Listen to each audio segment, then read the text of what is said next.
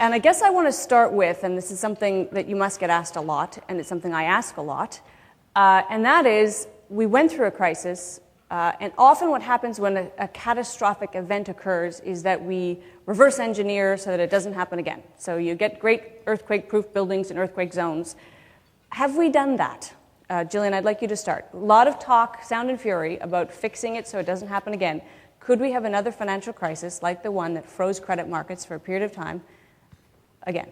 Well, I think that the regulators and governments do have a long history of always fighting the last war.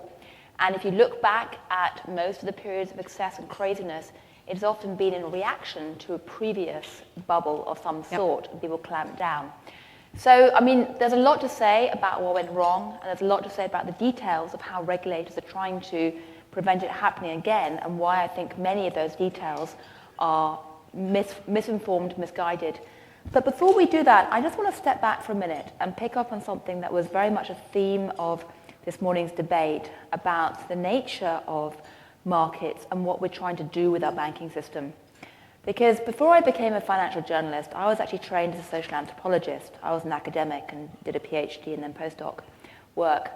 And as a result, I've always been very interested in systems and in ideology and in power structure, and particularly in what some anthropologists call patterns of cognitive dissonance, what others might call the bullshit index. And, you know, I actually did my fieldwork out in Central Asia, but it's very useful for looking at Wall Street or the City of London. Because when I dived into the credit markets back in 2005, what I was repeatedly told by bankers, as what was their driving rhetoric, their ideology, was that they were involved in a game of free market capitalism. Finance and Wall Street was held up to be the epitome of free market capitalism. But there's a wonderful anthropologist in America called Karen Ho, who's recently been deconstructing a lot of the language that Wall Street uses. And she points out that if you go back to Adam Smith, what was capitalism when it first developed as an idea? And it was basically about small family firms where you had essentially ownership and management overlapping, so interests overlapping, free access to the markets, real competition, and free prices. So you actually had a proper market.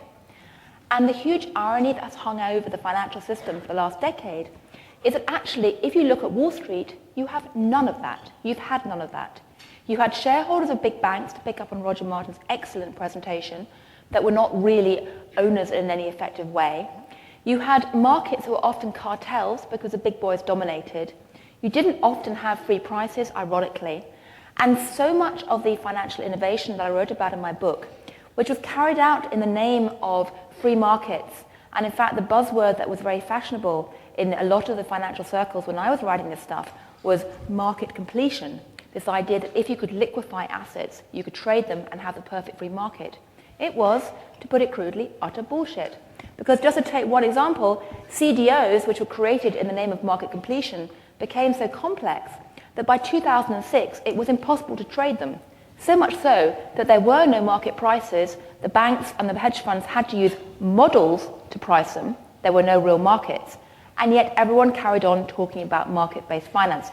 So the question going forward now, before people even start asking, what about Basel III, what about Dodd-Frank, what about the details, is are we actually going to try and create a proper market-based financial system, or are we going to create a system which is riddled with moral hazard, where essentially the losses are socialized and the gains are privatized, and frankly, the way we're going right now, I think we are.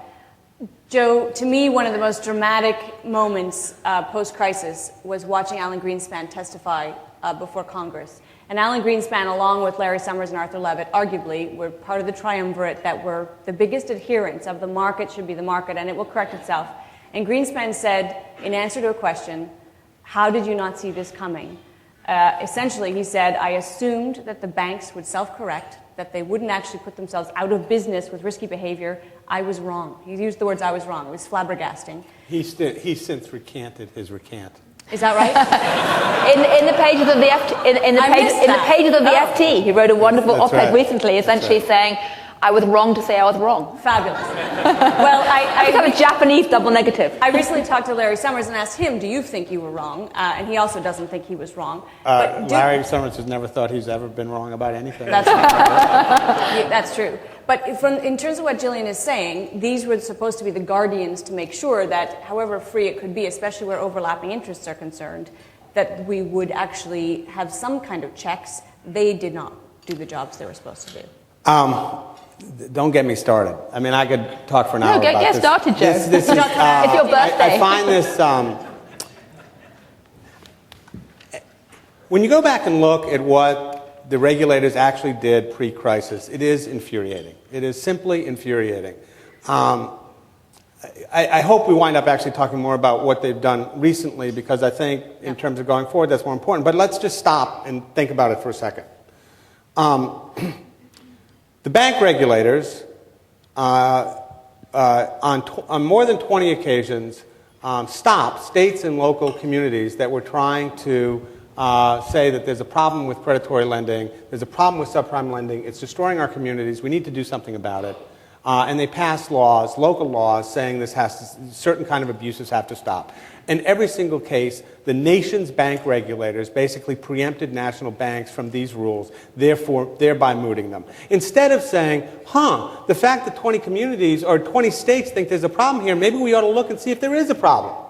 Because the regulatory view was that whatever the banks want is good for the banks, and that safety and soundness, if it means they have to sell abusive loans, well, too bad. Greenspan, in his own memoirs, which fortunately for those of us who've looked at it afterwards were published before the crisis, so it's a little more unvarnished, freely admits that he came to his job as the chairman of the Federal Reserve with not just an anti-regulatory bias, but as a libertarian who did not fundamentally believe in the value of regulation. And he says in his memoirs, well, I would leave that to other people. And yet he was such a god for so long that everybody gradually fell in line with his ideological view.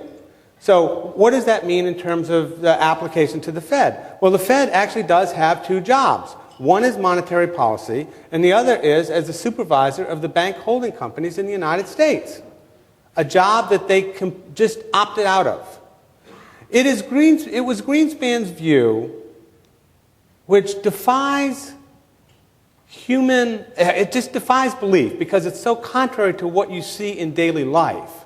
It was Greenspan's view that a bad guy, a bad player, a bad participant in the market would be, in effect, ostracized by the other players in the market and would therefore lose business and would become a good player. That is how but of course, exactly the opposite happened, both on Main Street with subprime companies and on Wall Street with the investment bank, which is that what Greenspan thought would be a race to the top became, in fact, a race to the bottom.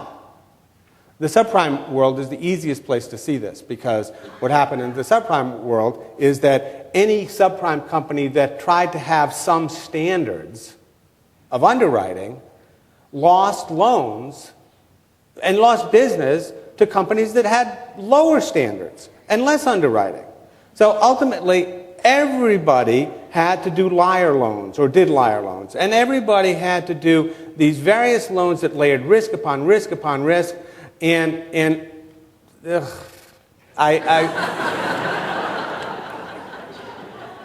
right, that's what happened. That is what happened.